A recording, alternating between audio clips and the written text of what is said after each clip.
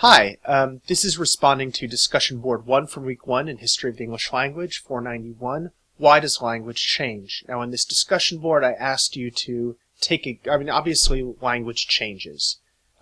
This is why we study a class called History of the English Language. If the English language had been the same for hundreds and hundreds of years, it wouldn't have a history. History means change.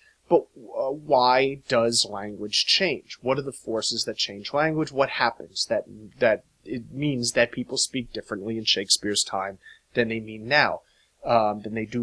We're going to talk this week 2, about some of the bigger processes that are at work in language change and some of the tools and terminology that we use to discuss and describe language change. But I wanted you to just sort of think about what you knew or assumed already about it. Before you got into the reading material, I want to thank Riley, first of all, who, when asked this question, gave the very honest answer, I have no idea. More people should be willing to acknowledge that they don't know something, including myself. Learning is the beginning of, unlearning is often the beginning of learning, but if you say I don't know already, you don't have to go through the unlearning step. Alright, so let's get into it. Because you guys made some really accurate points in discussing why language changes. One person said language changes because of the speakers. Obviously, I think that's true, right? You can't have language change without individual people changing the way they speak. Now, sometimes we can talk about new language changing from one generation to another. Or we could talk about individuals changing the way they speak, and we could talk about a child makes a mistake and that doesn't get corrected, and then the mistake becomes the new way or misuse. But also there are innovations. Sometimes there are deliberate innovations, as in I think one of you pointed out in the film Mean Girls, the attempt to make the word fetch a thing. Okay, disclaimer. I never saw Mean Girls because it came out in 2005 and I had a 1-year-old baby and was in the middle of doing my dissertation, so there's a lot of mid-2000s culture that I still have to catch up on, but I've heard it's good. Anyway, so deliberate innovation, sometimes people just innovate stuff out of need. So you guys talked about this, the changing needs of speakers. Some of you we'll get to the technology thing in a second, but one thing that a few of you talked about was that you identified was an increasing casualness or laziness, or a willingness to abbreviate things. And one of you even said that this is only something that's happened in the last 10 years. I can tell you that this is something that English speakers and writers have been complaining about since at least the early 18th century. There is a tendency over time for people to do things in an easier and easier way. In linguistics, one thing people sometimes talk about is the principle of ease of articulation. That is, over time we're going to pronounce things in a way that takes less energy rather than more energy. But one thing that exaggerates our sense that the language is getting lazier, sloppier, simpler, and more casual is that when we look at the language of the past, we tend to be looking at literary models. When we think about 19th century, we're thinking about Dickens or the Gettysburg Address. You know, when we think about the 17th century, we're thinking about Shakespeare and Donne and, John Locke. We're not thinking about people's laundry lists or their personal letters to each other. So this gives us a kind of distorted sense when we take the highly cultivated, educated literature of the past as how people normally speak. I can tell you people were not running around in Elizabethan England normally talking like Shakespeare characters, right? It was kind of a very stylized and artful way of speaking. That's one thing, but there is a tendency still over time for things to get simpler. A lot of you, and this always happens, talked about the importance of technology and technological changes in motivating language change. Sorry, I keep having to pause to drink. My throat's very dry. Technology does drive language change. It has for a very long time. but it is something that we live in such an age of rapid technological innovation, and we live in a society that is really obsessed with technology and with gadgets, and they're relentlessly marketed. And so, technological-driven language change, especially in the form of new words, draws attention to itself.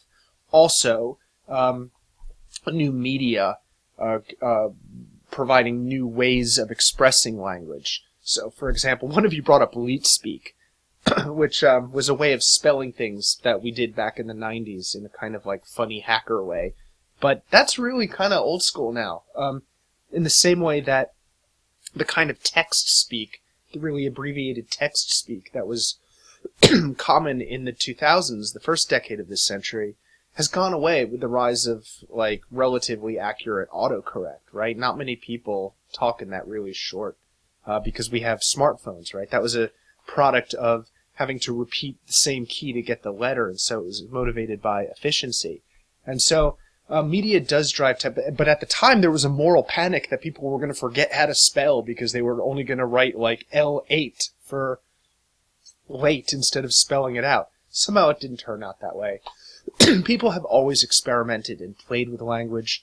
They always innovate. Sometimes the innovations stick, and sometimes they don't. For language to change, the innovation has to propagate. There has to be propagation. People have to adopt it, and it has to spread, right? Like the viral metaphor that we're so fond of. So technology is one factor, but it's not really that important a factor in driving linguistic change.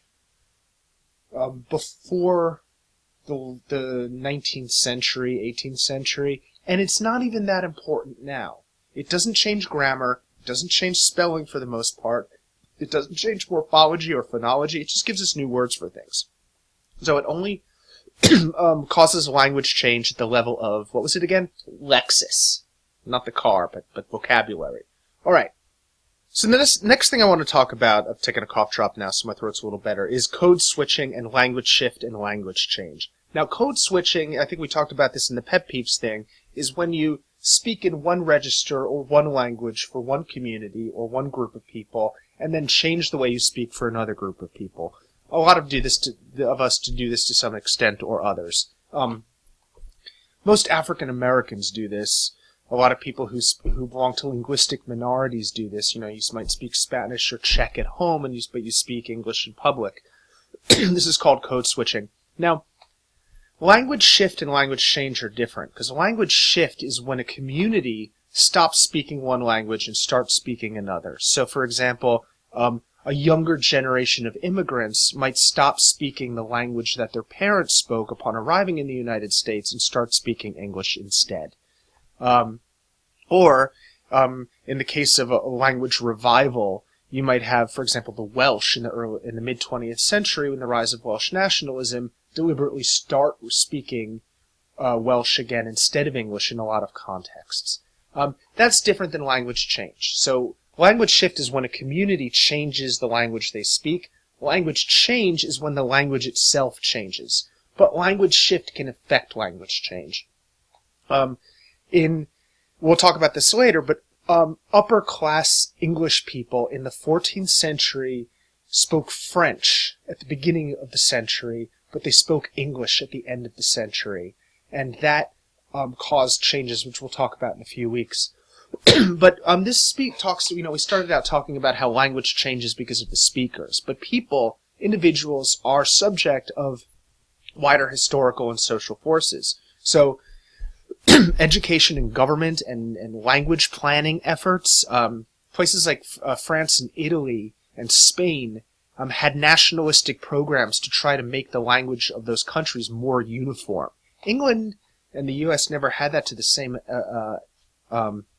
as the same kind of concerted effort, but with the rise of mass compulsory public education in the 19th century, this did impose more uniformity on the way people spoke, so that dialects changed. One effect that mass media has had is reducing differences between regional dialects, because people want to speak like the mass media norm. So other large-scale effects on language change include geography, where you are.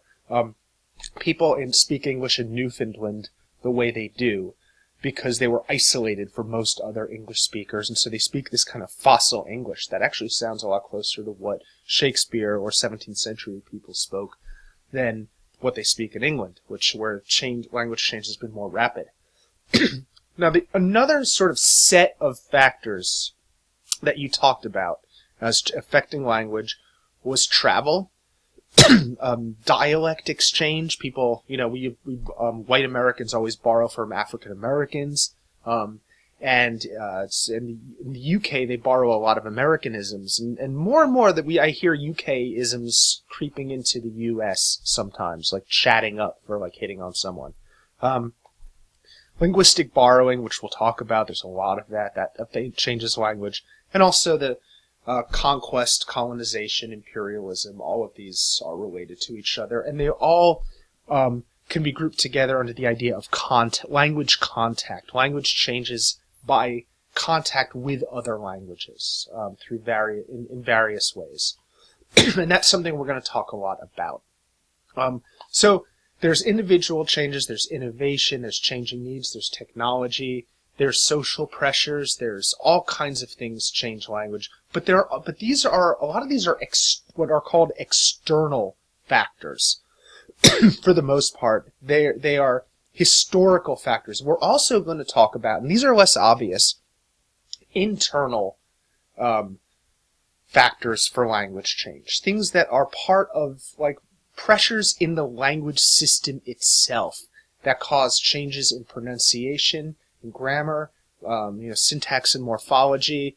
And so this is the stuff that we're going to be needing to use the tools that I'm going to be introducing in week 2 to understand. I look forward to learning about, helping you learn about it and going through this material again myself. So thanks for listening. Go ahead and smash that like button, fam. See, that was linguistic innovation. All right.